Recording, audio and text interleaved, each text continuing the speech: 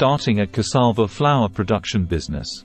Starting a cassava flour production business involves several steps, including conducting market research, determine the demand for cassava flour in your area and identify potential customers, understand the competition and pricing in the market, developing a business plan, outline the details of your business, including production processes, costs, projected revenue, and marketing strategies. Securing funding. Determine the cost of equipment, facilities, and other expenses and secure funding through loans, grants, or investors. Setting up the production facility. Obtain the necessary permits and licenses and set up a facility with the equipment needed for cleaning, grating, pressing, and drying the cassava root and milling it into flour. Sourcing raw materials. Establish a reliable source of cassava root, which is the main raw material to produce the flour. Staffing. Hire and train the necessary personnel to operate the equipment and manage the business. Marketing and distribution. Develop a marketing strategy and establish relationships with distributors and retailers to sell your product. Quality control. Implement quality control measures to ensure that the flour meets food safety standards and customer expectations. Starting a cassava flour production business can be challenging, but with proper planning, funding, and execution, it can be a profitable venture. Cost involved in setting up a cassava flour production business in Cameroon.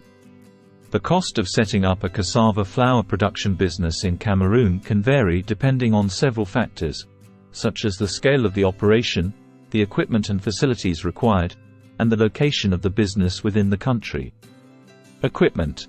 Equipment for cleaning, grating, pressing, drying, and milling the cassava root into flour can be expensive, especially for large-scale operations.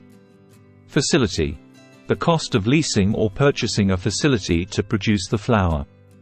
This cost can depend on the location, size, and condition of the building and whether it needs to be retrofitted to meet the specific requirements of a cassava flour production business.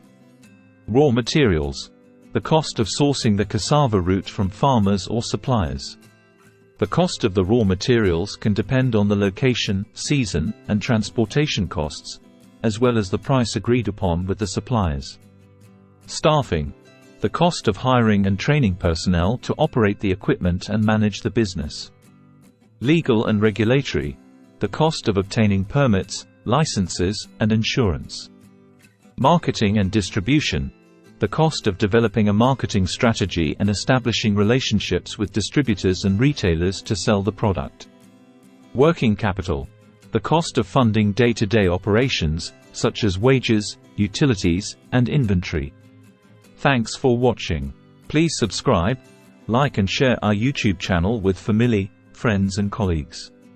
For more on this article, please read on our website www.slyseconomicscorner.com or on our Facebook page Sly's Economics Corner.